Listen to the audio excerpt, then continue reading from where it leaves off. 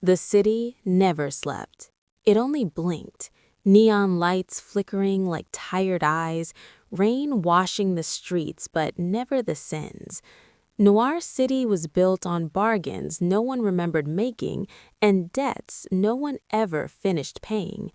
Power didn't live in offices or mansions. It lived in shadows and whispers, in the pauses between gunshots. Isabella Crane understood that better than anyone.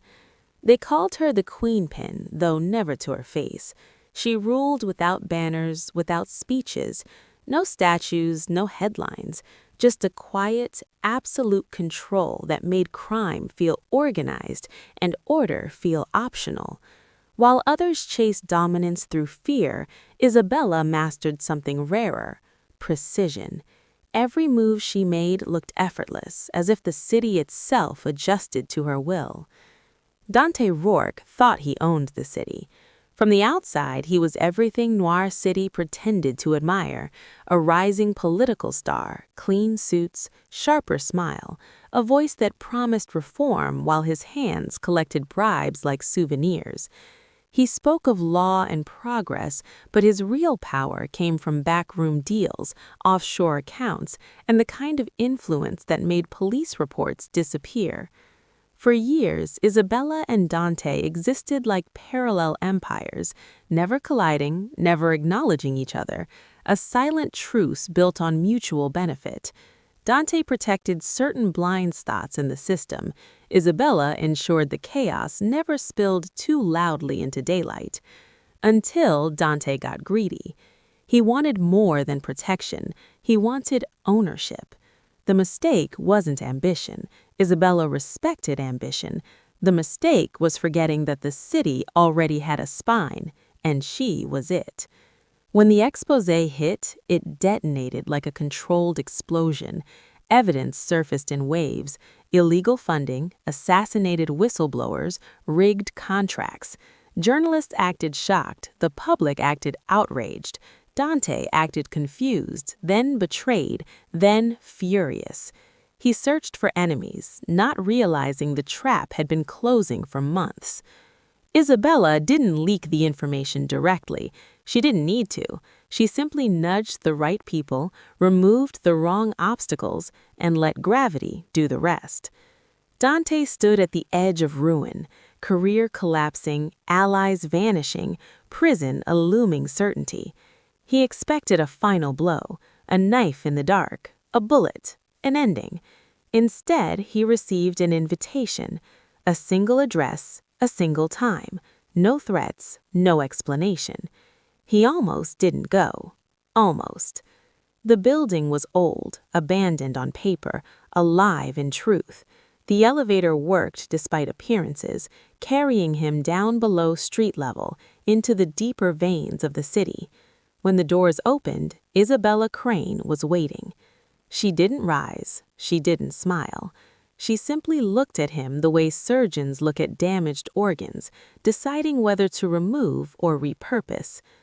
"You wanted power," she said calmly, as if discussing weather. "Good. Now you'll work for the city, not against it."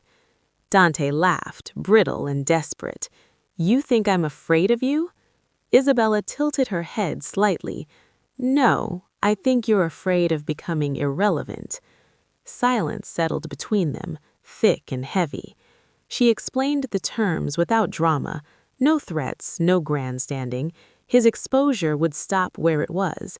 The remaining evidence, enough to bury him forever, would stay hidden. In exchange, Dante would use what he still had: contacts, influence, access. He would dismantle the underworld from the inside, not to destroy it, but to clean it, remove the parasites, eliminate the chaos, stabilize the machine, on her terms. "You'll be my instrument, or you'll be my example." Dante understood then. This wasn't mercy. This was ownership. He agreed. At first, he planned betrayal. He always did. But Noir City had a way of humbling arrogance. The underworld wasn't a single beast. It was a nest of vipers. Gangs, traffickers, mercenary brokers, private militias masquerading as security firms. Dante moved through them using the mask he knew best: politician, fixer, savior. Deals were made, names were given, raids followed, surgical, silent, devastating. Isabella watched from the shadows, correcting him when necessary. Sometimes she removed problems before he even noticed them. Other times she let him fail, just enough to learn. Weeks turned into months. Enemies fell, supply lines collapsed. Corruption didn't disappear, but it became disciplined, predictable, controlled. Dante hated that part the most. He began to see the city differently, not as something to exploit, but as something alive, fragile, angry. The people he'd ignored, the ones crushed between criminals and politics, started breathing easier. Crime statistics shifted, the streets grew quieter, not safer, but less desperate. One night, after a particularly brutal takedown of a syndicate that trafficked children, Dante found himself shaking, not from fear, from clarity. He had enjoyed the power before. Now he felt responsible for it. That scared him more than prison ever had. His relationship with Isabella changed, too. The hostility dulled into tension, the tension into reluctant respect. They argued, often. She accused him of hesitation. He accused her of cruelty. Neither apologized. "You don't believe in redemption," he said once. "I believe in results," she replied. "Redemption is a luxury for people who didn't burn cities." Dante couldn't deny it. He had burned plenty. The final test came quietly. A rival city offered Dante a way out: new identity, protection, wealth. All he had to do was deliver Isabella, her roots, her locations, her weaknesses. For the first time, Dante didn't calculate profit. He calculated consequence. He warned her. Isabella didn't react immediately. She listened, absorbed, evaluated. Then she nodded once. "Good," she said. "Now I know who you are." Together, they dismantled the threat so completely that it vanished from memory. No war, no spectacle, just erasure. When it was over, Dante waited for his reward: freedom, control, something. Isabella gave him none of that. Instead, she loosened the leash. "You're still exposed, but now the city needs you. Keep it balanced." "And if I refuse?" he asked. She met his eyes. "Then I'll find someone better." He smiled faintly. "You won't," he said. "No, I won't."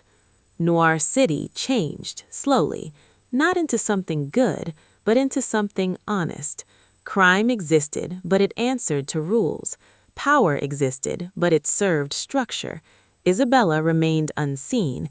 Dante remained compromised. They were not heroes, they were not villains. They were necessary. And the city learned to obey, not out of fear, but because for the first time, someone was finally listening.